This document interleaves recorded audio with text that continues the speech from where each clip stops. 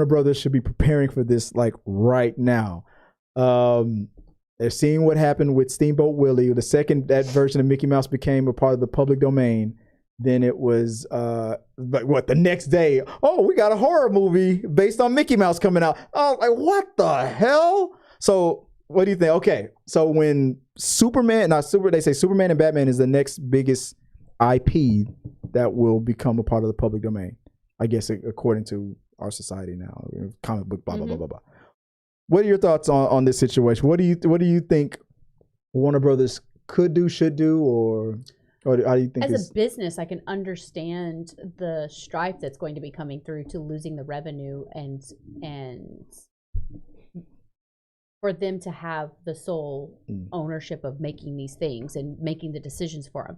As a creative outlet, I'm eager to see what comes out of it. I think it provides more opportunities, more interest. Like T3 Media should like produce a Superman Batman movie. Like let's do it. I'm not afraid, but I just think there are, of course, if you look at it from the perspective of Warner Brothers, it's got a lot of negative output for them. Like they don't take any sort of I don't know, precautions or urgency to do what they want to do with these characters. I thought trademarks, and then I put that in the notes. I thought trademarks would protect you from that.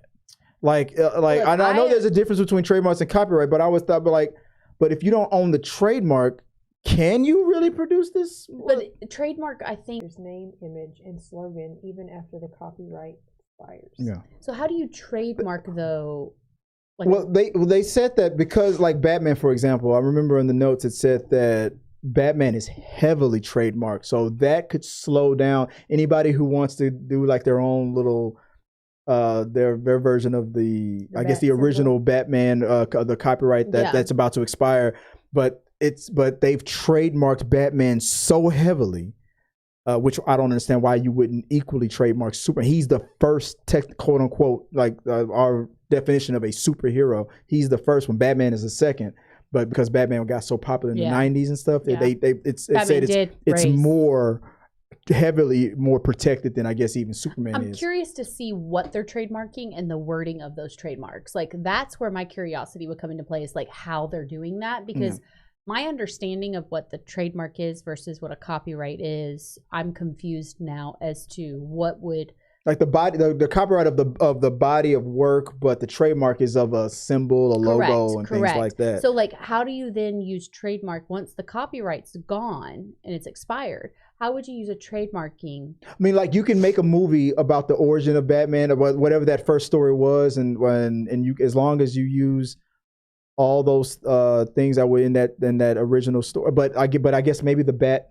I don't know, but if that might be where the tricky part comes in. Yeah, like if you can't use the bat symbol, yeah, exactly. That's my point. You can tell the story, but you can't use the bat symbol. You could have you would have to have a real bat on his damn chest. I mean, maybe like working from the origin story, you could do the story comic book where it was a team of sidekicks, Robin and all these other sidekicks that were they're still all DC. But in the cartoon, I'm talking about for my kids, what my kids watch. In the cartoon, they are even like hesitant on using certain associations. It's almost like it's hinted at a lot of information versus blatant.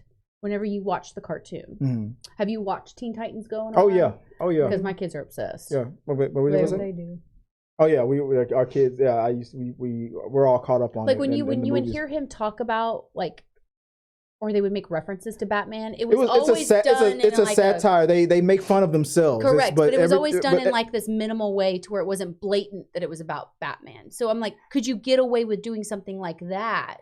No, because Teen Titans, that the copyright of that hasn't expired. Oh, I know. No. I'm not saying like copy Teen Titans. I'm talking about the concept of what Teen Titans has done in associating with Batman, but not being blatant about it. As long as you're only using the materials of what was created, that original source material. I mean, make a movie about the Butler. like if Alfred was a part of that original story. Maybe if he wasn't and he was copyrighted later, his copyright hasn't expired. so if he's a part of the original story, if Yeah. you know, that's what I'm saying. Like there might be ways to get around it where you could still tell the story and it's assumed Batman, Right. but you're not utilizing trademark The best way, symbolism. the best way I can define it, if I based on going on memory, the best way I can define it is like this. What's that movie?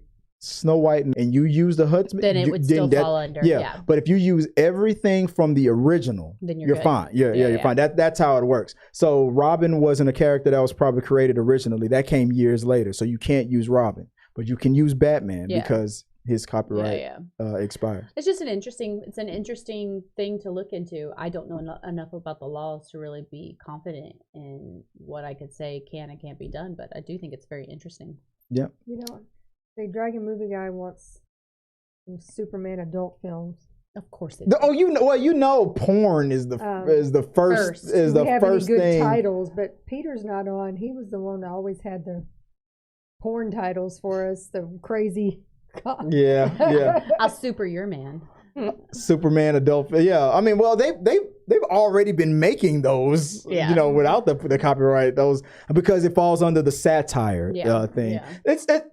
It's all so complicated. There's so many loopholes. Satire, is it? Yeah, things like that. So maybe Robin can come in like, we're cool. It's satire, you know? Like, no. I think Warner Brothers and Disney are looking for any way to sue that they can find. So I say if the copyright is expired, you're gonna use the public domain thing, stay within the bounds. Don't fuck up. Use that, like you say, if you use Alfred, if you use Joker, and if they came later and they're still copyrighted, and you open the door for a huge lawsuit. I've watched too many Batman movies. I got to go back to the original story and actually see what was all in the original story. Before we move, I'll tell you one. There's something I don't know if you like documentaries. I do. There is a doc investigated this whole thing where who really invented Batman. This one guy is Bob Kane, I think, is always being credited for inventing Batman. You see his name, Batman, created by Bob Kane, but he only created the concept of Batman.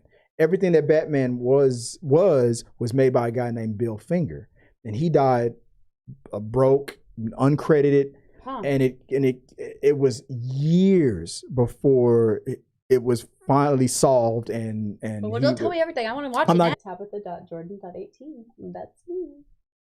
Oh goodness, here we are. It just continues. Peter Lane, the betrayal. The betrayal. I can't believe it. All right, guys. That was this episode of Talking Through the Medias with Chris Fagan. That's right. It's my damn show. I guess it's Tabitha's episode. Yeah.